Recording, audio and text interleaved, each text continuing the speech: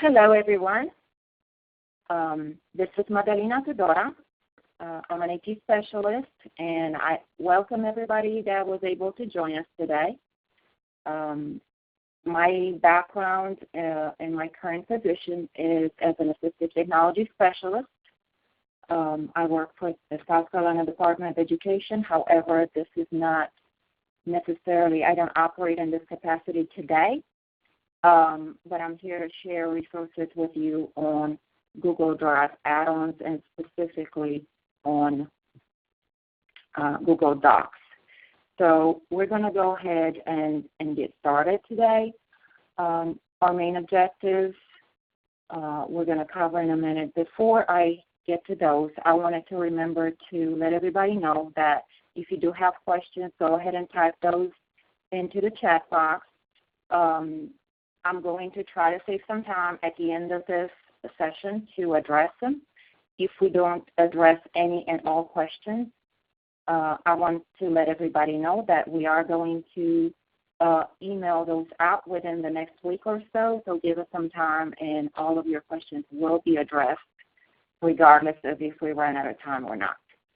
All right, so for today, we're going to compare some features. We're going to discuss differences between apps and extensions and add-ons and all those things that we've heard about or maybe even used already. And then look at some strategies that we can implement, maybe, hopefully, even tomorrow in a classroom setting.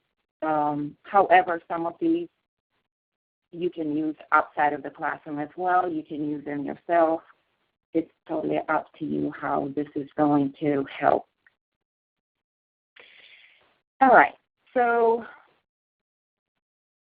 before we move forward, I'm going to see how the group that was able to attend today feels like they're familiar with this topic or not. So, of course, you have your options there, not at all familiar, slightly familiar, all the way down to extremely familiar. So that will give me an idea how everybody feels they are on this topic. Oh, great, and I see a lot of you have already checked those boxes. A lot of you, the majority of you, are maybe slightly familiar to moderately familiar with this topic, so that's great. Hopefully by the end of this session you'll have some additional resources that you were not aware of initially that you can take with you. All right, so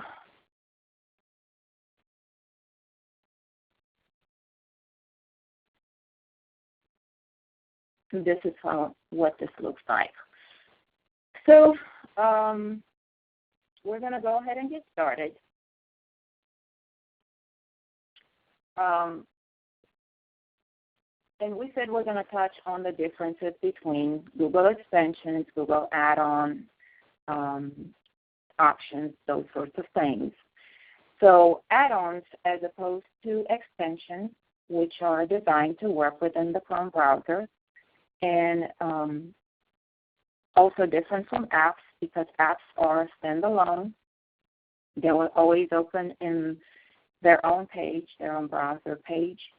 The add-ons are designed to work within the Google Docs page. So these are third-party tools. That's why we're going to see that some of them have the same functionality that some of your built-in features that you already have available in Google Docs. These just offer an alternative to that. And of course, they bring more functionality to Docs. Also, just to keep in mind, and you can kind of look into this after today, but we also have options for Google Sheets and Google Forms that do similar things in those documents. However, today we're just going to address Google Docs add-ons. All right, so before we get started, how do we install add-ons? If a lot of you said you're moderately to slightly familiar with this, so let's start with the basics. Installing add-ons. If you've ever looked at the tab at the top of the page when you're in a Google document, you're going to see a tab that's circled here that says add-ons. And I'm going to see if I can maybe share my screen.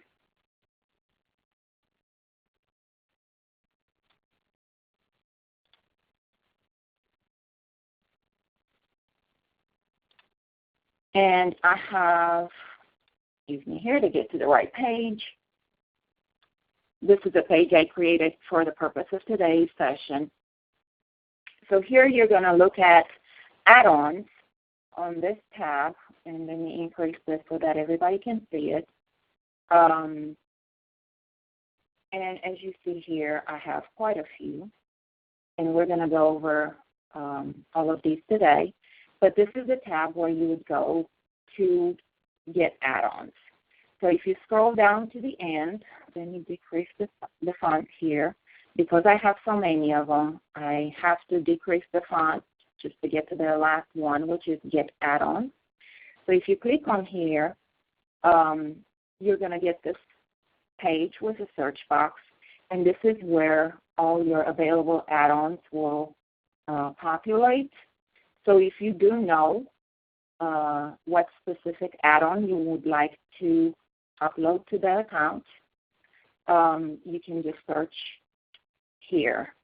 As you see in my case, since I have a lot of them already, you see this check mark with the green tab that says you already have this one. Okay, so this is how you would add more if you click on something. Let's say if I click on this one here and I want to add it, it's simply clicking on the free button and it will add. I'm not going to do that right now, but this is how you would get an additional add-on in my case. Okay. So what do we do if we want to remove one? So removing add-ons, if you've noticed when you went into that tab, you had a tab that said Manage Add-ons. And this is a screenshot of what my page looks like. It pulls up that screen with all of your add-ons that are in your account. So remember when we were talking about the greens and the check marks? As you see here, those are going to be available for you to check or uncheck. Once you uncheck, you can go to the Manage tab, right-click on it, and it's going to give you an option to remove that add-on. So that's how we would remove an add-on from the account. All right, so going into actual add-ons that we're planning on showing today, and they have different functionalities, and with that we have to look at, from a teacher's perspective, at, first of all, reading and writing. Here, I'm going to start with the basics. The first one we can look at is Google Doc Tools. I apologize. Doc Tools is going to be, and let me share my screen here again. All right. Doc Tools is going to be a wonderful tool for you to use, especially if you have a lot of work that you're doing within Google Docs, or if you have students that work in Google Docs a lot, if you're a Google district. The reason why I am a fan of add-ons is because it gives you the opportunity of getting to your tools in one click. A lot of the built-in options that might do similar things are 2, 3, sometimes even 4 clicks away. This, as you see here, will allow you to actually get right to the tools that you need without having to leave that page or do many other actions. So what do we have in Docs Tools? As you see here, we have increase or decrease the font. And just as a side note, a lot of these you will have to highlight before you can use them.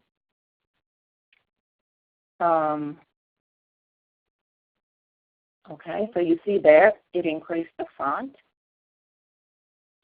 You can also decrease the font. It will take it back.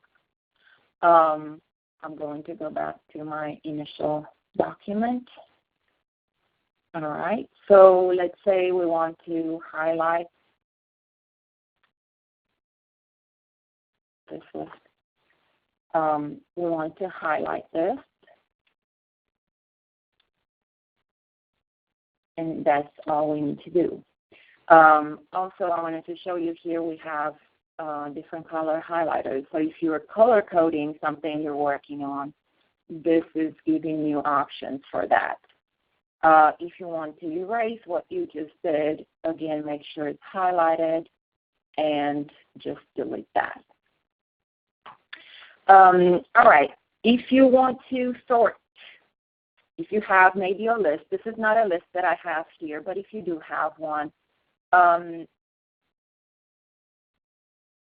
you can sort from A to Z, and you see what it did. It looked at the titles and looked at the first letters, and it sorted through that. From Z to A, you go back and you move things in that order. Also, another very good thing to do here is, let's say, since I don't have a number here, so I'm going to add one. Let's try and see how this works. So it takes the 100 that I added on there, and as you see here, it's spelled out 100, okay? If we have it spelled out and we want to take it back to a number, it's just one click away, and now the 100 showed up on there. Also, if you want documents going back and forth, changing capital letters, all caps, to just normal formatting, anything of the sort. A lot of times this happens when you transfer content from other sources into one document and then you try to correct those. I've seen a lot of content that you maybe get off the internet, website content that is all uppercase, and you want to insert that into your document, but you don't want uppercase. These buttons will do all of those things for you. If you're just typing away, again, you can go back and check on the capital, so it will capitalize those text, that text for you. So, and I'm just going to show one. As you see here, it turned everything in capital, all caps.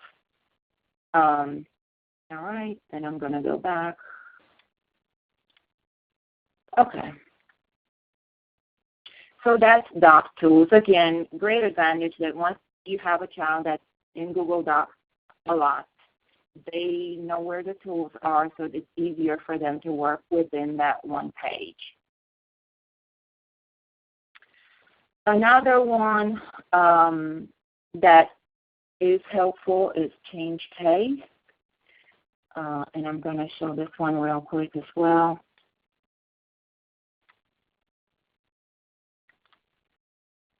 And if you see here, when you hover over all of these add-ons, they will give you options. So if you want to go, again, highlight first, But if you want to just go all uppercase, all lowercase, for letter capitals, all those options that you have on there, you can just do that right away. And let me see if I increase this so that everybody can see. Okay, so if I have, again, if I have this, and it has, let's say, all uppercase.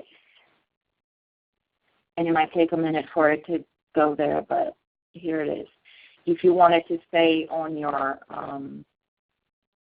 page, then you click on it and it will do that. And then you go back. All right.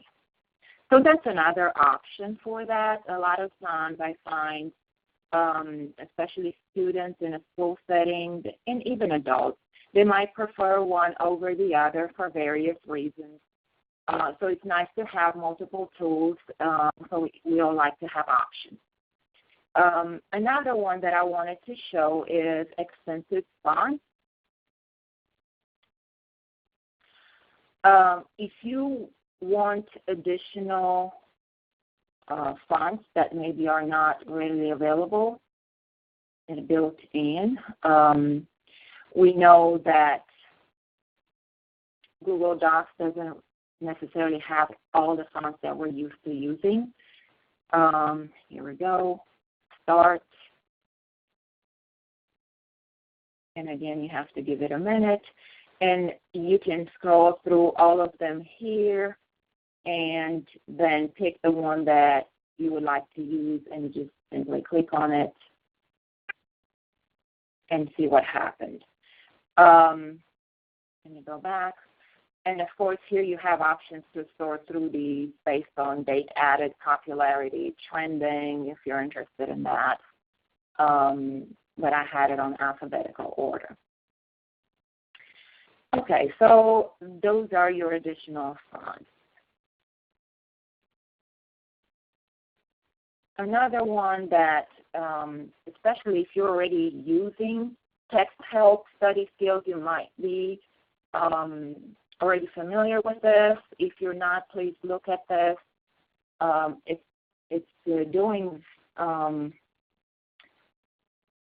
very helpful things, and I'm going to try to pull it up in a minute.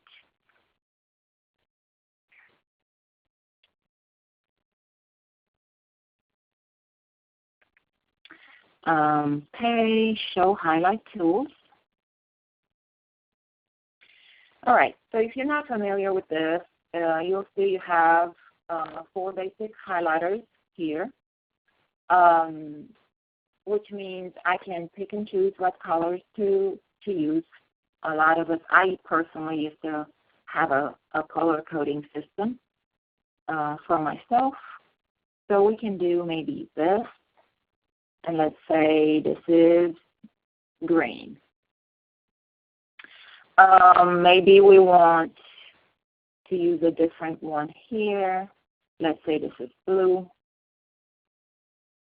Okay, this is blue again. All right, so let's say we're ready with this one. We can collect these highlights. And it's going to ask me if I want to sort through these and collect them based on the document position or based on color.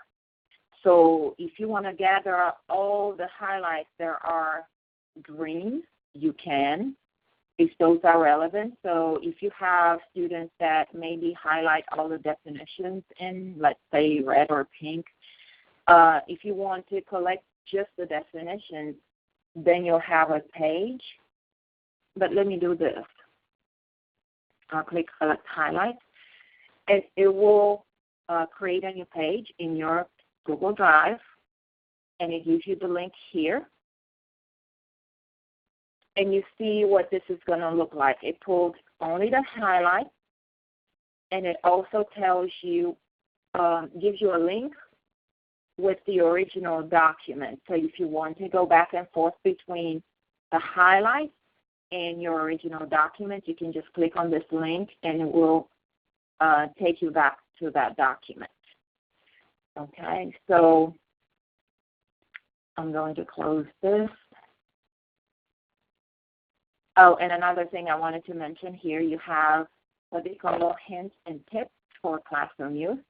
So if you're looking for ideas on how to use this tool, you have options here for that as well. You can read through these and just see what works for you.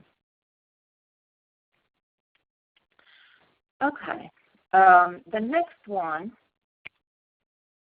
it's called the highlight tool.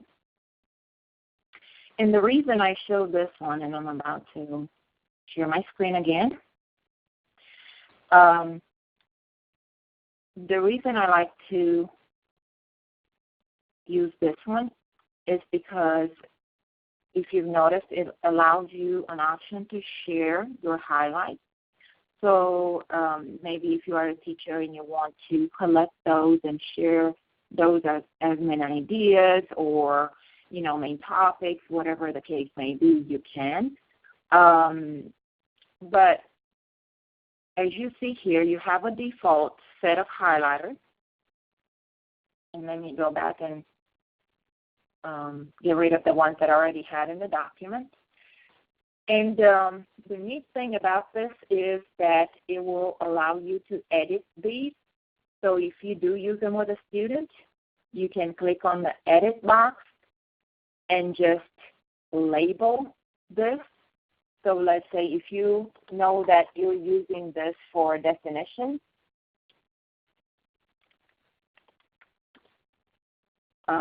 you can save it as such. So then it shows up here as definitions. So the student will know this is what I need to use in order to highlight a definition. Also, if you don't particularly care for these, the default set, what they call it, you have an option to create highlighters. And all you do is click on that tab. And here you have the opportunity to change the color. And as you see here, the possibilities are multiple, are endless really, and you can pick whatever color you would like. Click OK, and then create. And now I have a new highlighter that I can use. So if you have students that really like specific colors, even if they're not within the set that they already provide, you can customize this. And if you look at the bottom of the page here, it does give you an option, again, to export the highlights by sequence or by color. And then sooner or later, you have a highlighter library. And this is where you can go to maybe get rid of some of them if you're done using them. You don't want them to appear there anymore. You can just delete them here.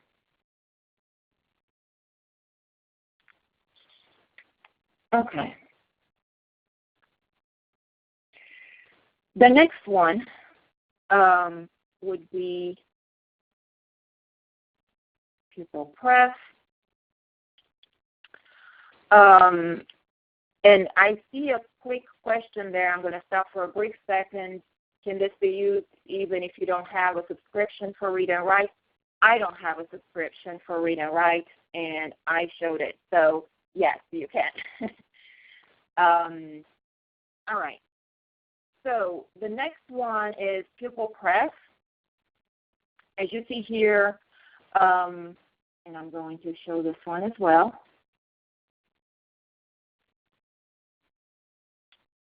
As soon as I can find it.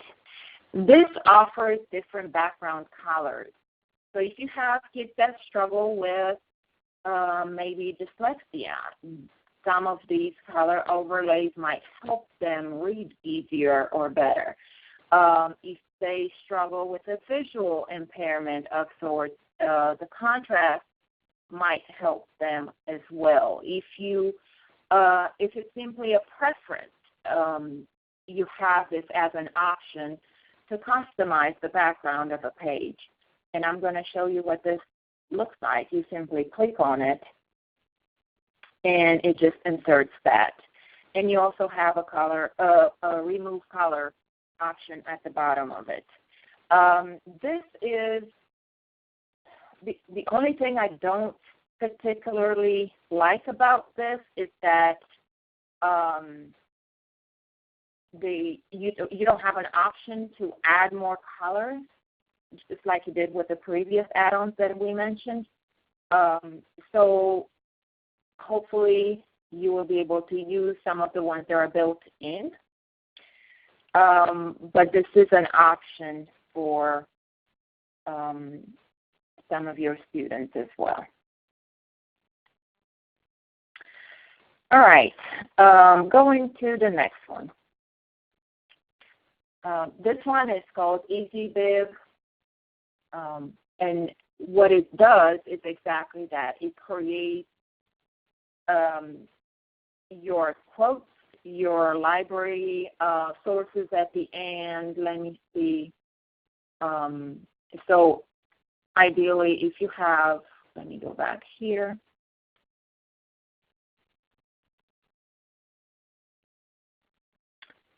I didn't want to do that. Okay. If you have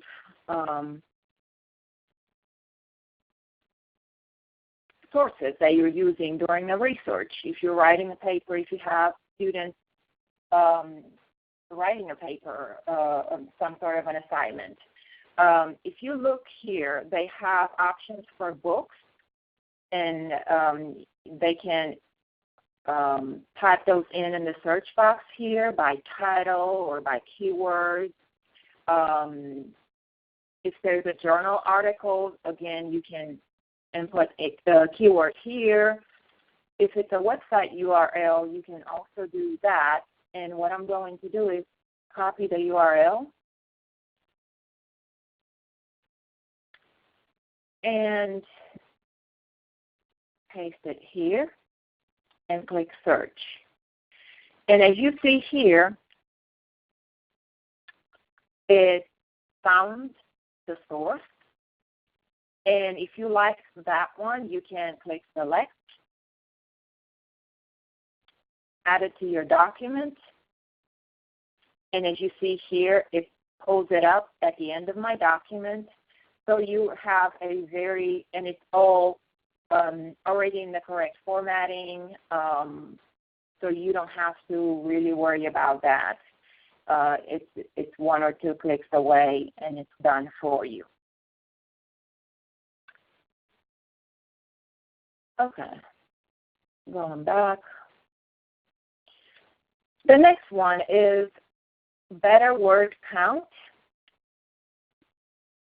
And this one is particularly helpful if you've ever filled out any kind of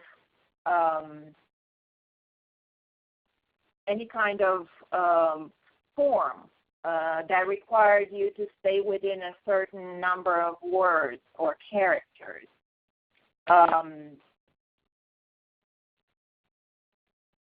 Then you can look at this. Let me show.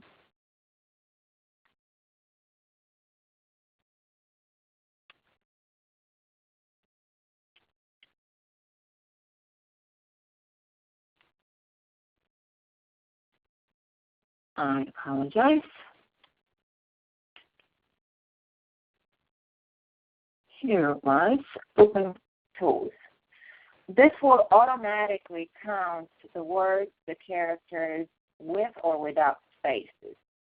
So if you're requiring students to fill out a form that has that requirement, or if you are putting that requirement on an assignment, this will give them an updated idea of where they are as they type.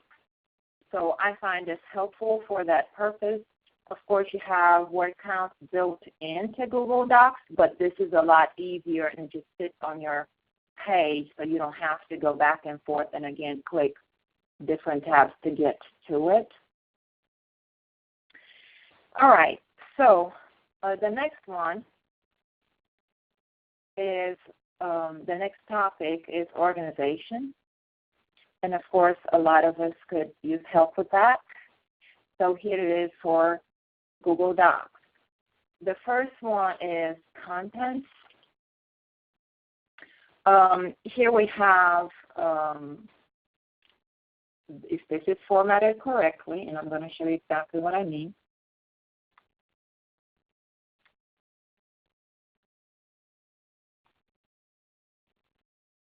It's going to pull up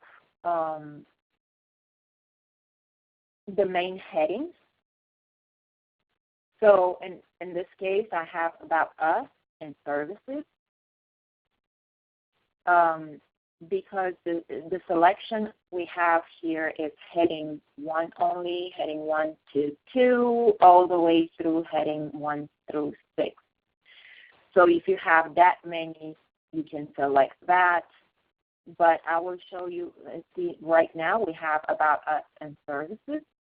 And let me see, if I make services a heading 2,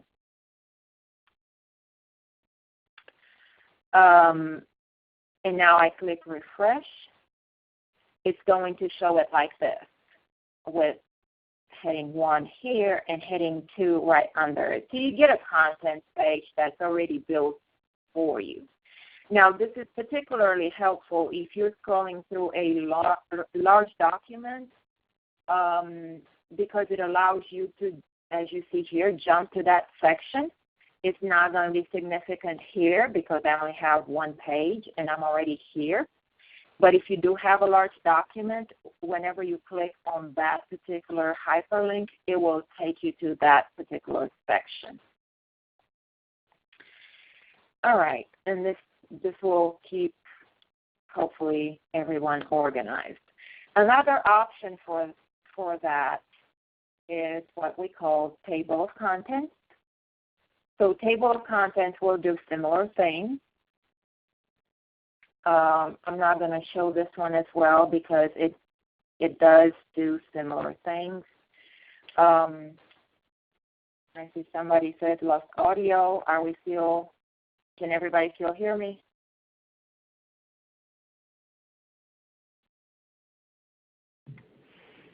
I can still hear you. You should be fine. Okay. Okay, perfect. Thank you so much. Okay, so we're going to go ahead and move on. So table of contents does similar things. Again, you have to make sure when you format the document that you are using your headings appropriately and correctly so that you will get a correct table of contents. So use headings 1 through 6 as I showed previously with that in mind.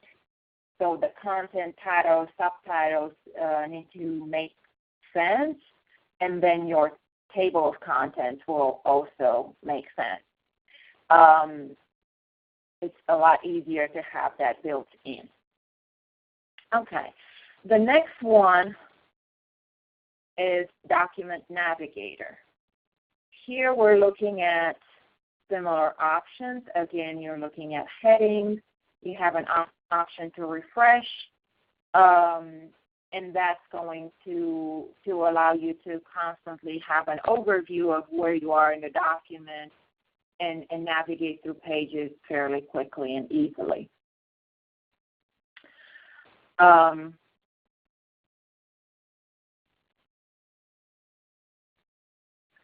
next one is keywords.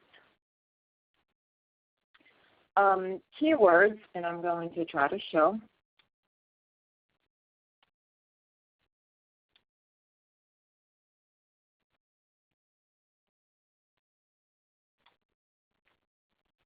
Keywords allows you as a teacher, if you're sharing a document, to create a keyword list.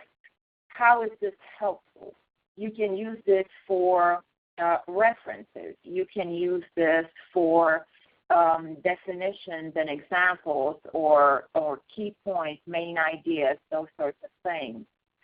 And here you can type in a topic, and then you can type in a description of that, and then it will create it. So if I have let's say I'm not going to type anything, but there we go. Create keyword list. I'll give it a minute, and it will create a spreadsheet.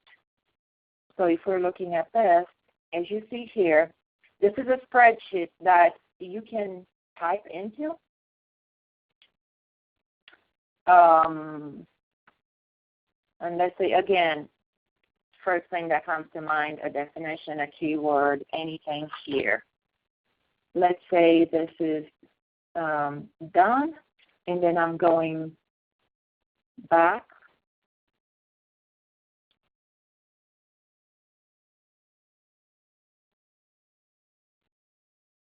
Let me go back to my keywords. I know what happened.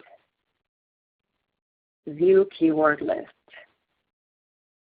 Okay, so I created this list, and it shows up on here.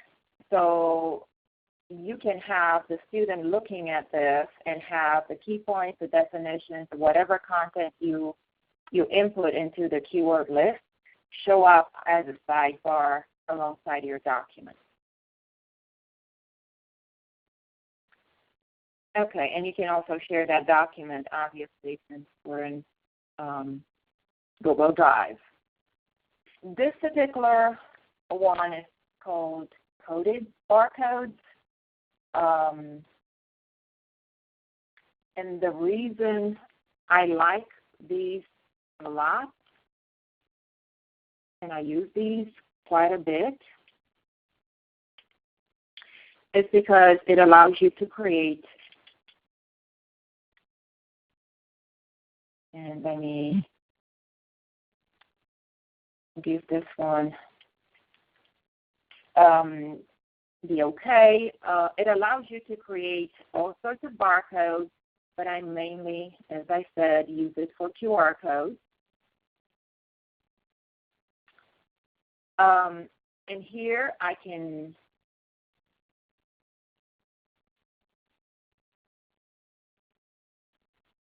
use the link I used previously. I click refresh preview, as you saw me do, and then whatever you put your mouse, then you can insert a QR code into your document. It's that simple. Now, I know a lot of teachers use these for all sorts of activities, treasure hunts and those kind of things that they post throughout the classroom. So it's nice to be able to print these. And as you see here, it shows up as an image, so you can actually enlarge it if you need to and print it as large as you need to. Okay. Just keep in mind that the larger the image is, the less clear it's going to show up on print. Okay, but there are many, many other barcodes that you have on there as options. I just use this particularly for QR codes. So, but feel free to explore if there are others you would prefer to use. The next one, Mindmystrict. So if you are a fan of mind maps, this one will allow you to insert a map into your document. It creates it for you. As you see here, and I'm not going to go through this, but as you see here, it has the content already built into your document, and you select that, and you click on Create Mind Map, and it will create it for you and insert it in your document. So that's very convenient if you need that visual alongside your content, or you can just take the content away depending on what the purpose of that document is, but you have that option built in. The only downside to this is last time I checked, they were still not giving you options to really try to modify the mind map that it's being created automatically. I'm hoping that sooner or later they will allow for that option as well. All right, so the next section is add-ons for math. and I'm not going to spend a whole lot of time on these, but everybody is looking for ways and support for math all the time. So there are some add-ons for math in Google Docs. One of them is GMap. That will allow you to include formulas into your document, as you see here. And again, if you're a math teacher, this might be of interest to you. There's a calculator. So if we have a calculator that we want to have sitting on the page, this is a built-in one for that. And it's a simple calculator. It's not, it doesn't have a lot of features, but it will sit on your page as you type in. The next one is a formula editor. And a formula editor will, again, allow you to insert formulas into your document as well. And not only that, but you can kind of adjust those values to get them where you want them, how you want them to look like, and then just click Insert. I will say that I believe it was GMap or the formula editor. Let me see.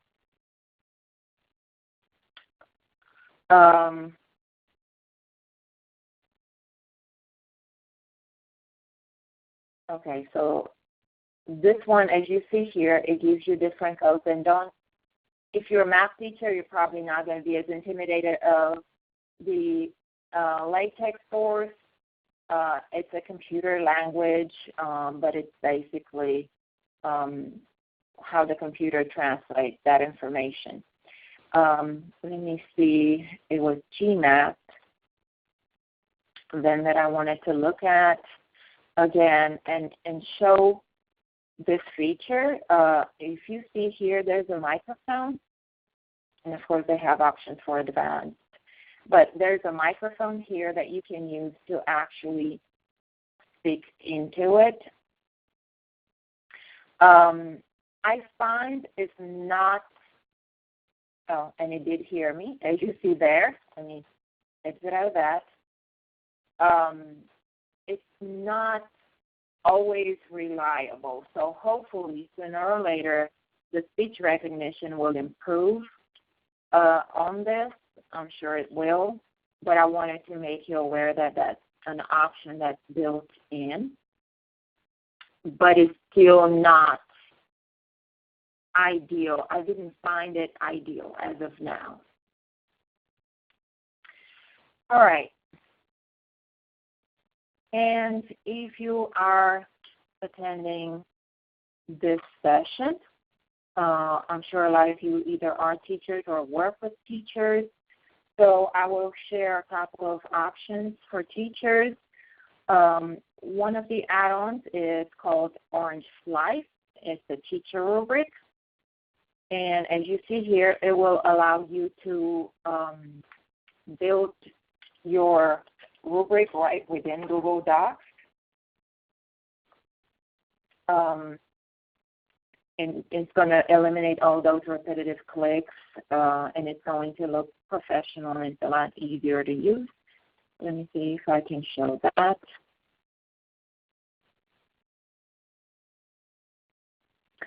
All right. And as you see here, you have many, many options for this. And if you scroll at the bottom of it, it also has an option for instructional videos. All right. So as you see here, this is fairly easy to use. The moment I opened it, it already inserted, I don't know if you can see, inserted a tab here, a table that says grade, and I have the option of typing in a grade. On top of your document. So if you're using this simply just to grade your students, you can. Okay? So you can kind of customize this a little bit more. But here are options for you. You can select different categories. You do have an option to create your own. Pick your levels, ascending, descending. You can go F through A, great, good, average, all those options. And again, you have an option to select and customize. And when it comes to select categories, you see here you have ideas, sentence fluency, vocabulary, conventions, if you're checking for grammar and all those things in a document, how your document is organized, all those things. So if you don't want any of those, you still have an option to click on I got this one, and it will insert a blank row that you can kind of customize, and then you have your completion.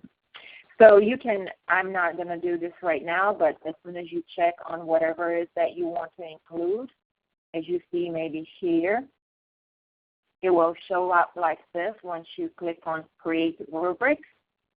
So you will have that available, and then you just go in just like here, and you simply type in into your document. Okay. All right. Going back, another one that I find helpful is JoZo Express. It can be used for self, peer, and teacher. There are feedback tools. So let's look at that one.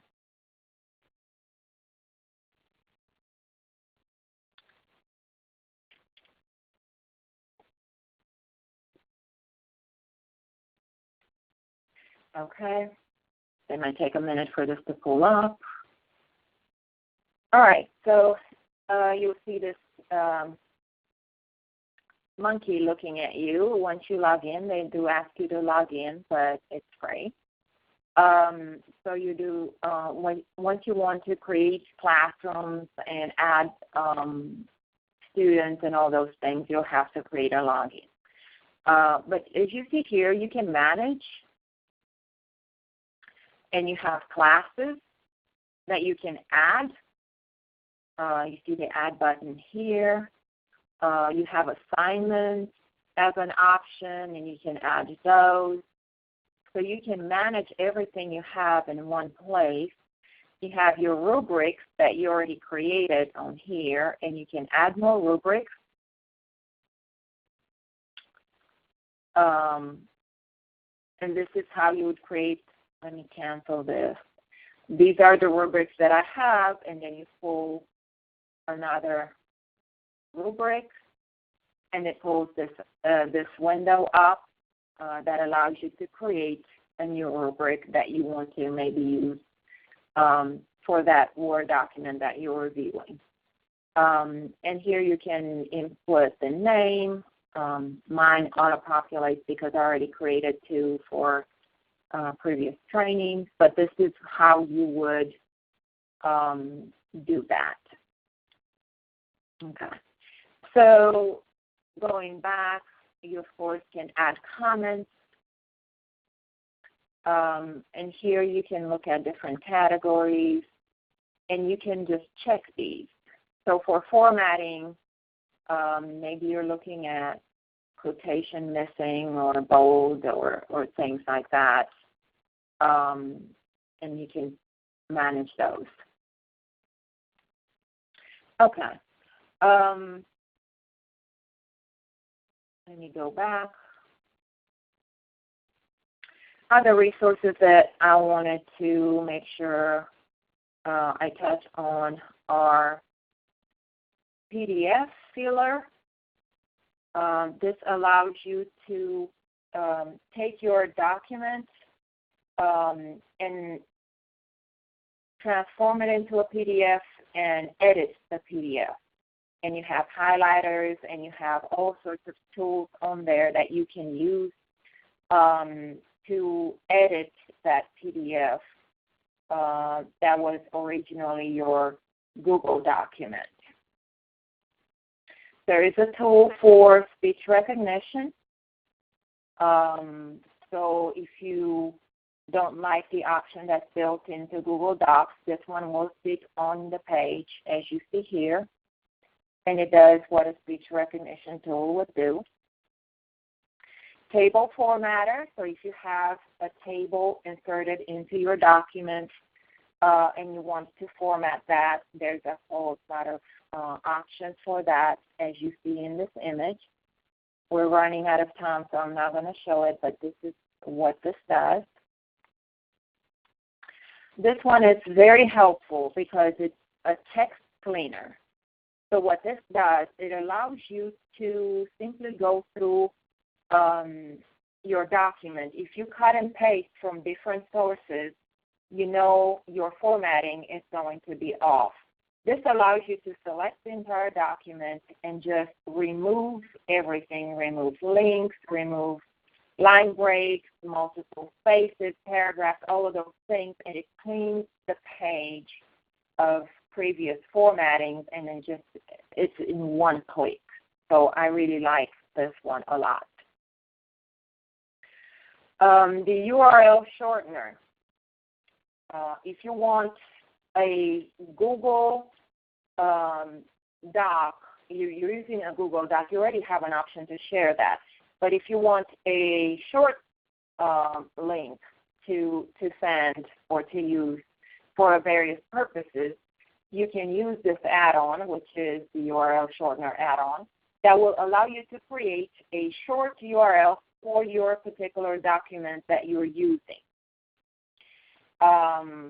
right in that document. So this is very nice, easy, quick to use. Wolfram Alpha, and a lot of you might be familiar with this as an extension and use this quite a bit. They have an add-on for Google Docs as well, so you can go ahead and use it. You can type in a word and just it pulls up a definition of whatever it is that you're trying to find out more about. So if I'm a student and I'm looking at a text and I don't quite understand what, in this case, caffeine is, as you see here, it just pulls up that resource for you. So that's very nice because that eliminates that extra work that the teacher would have to do to pull up all those additional resources. Verity Spell, it's another option. So if you have a, let me show this one. If you have maybe students with dyslexia, students that struggle, let's see if I can start this.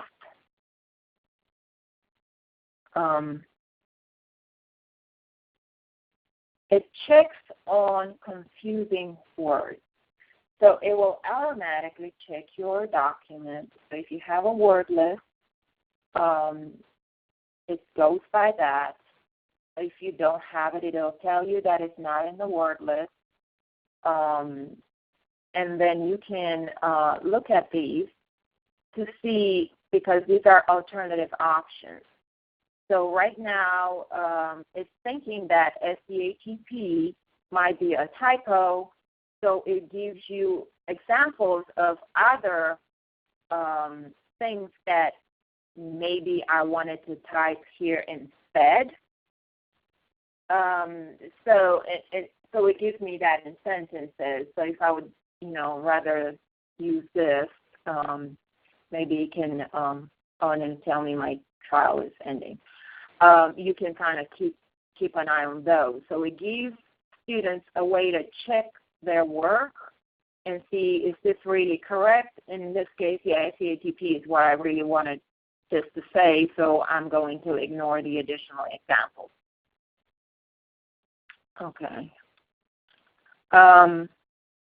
And of course, we have a few options for accessibility, since that's at the forefront, and hopefully is at the forefront of a lot of the things that we do these days. This is an add-on that checks for accessibility in your document. So if you've been, and let me show this. All right. If I have it here, and of course, it's going to find different things that need to be corrected because I've been formatting and reformatting and playing with this document since we started this session. So now it reads that this document title is required, and then all these other options.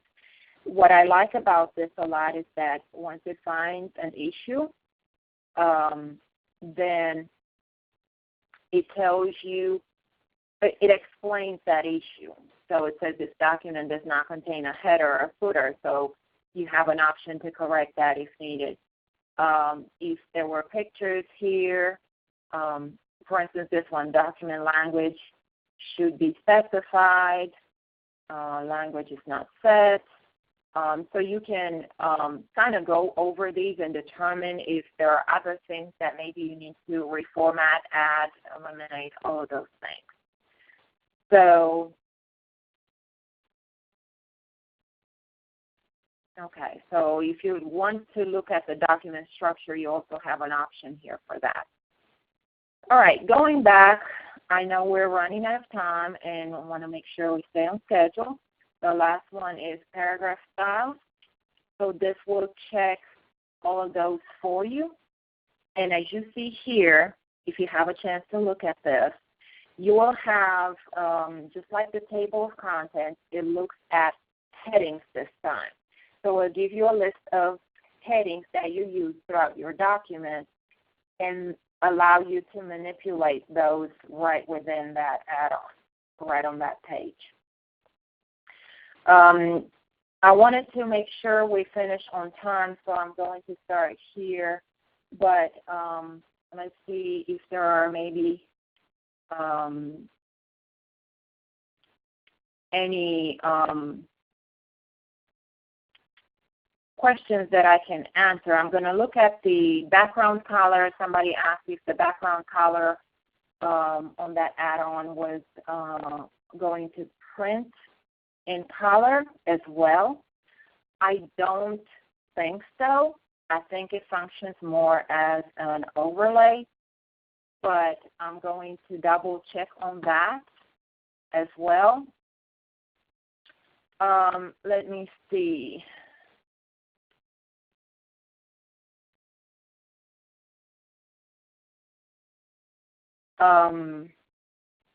And I see somebody here asking about, notice when adding an add-on, Jozo specifically states Google would like to access Google Classroom, photos of students. This would be a violation of FAIRCOM. Well,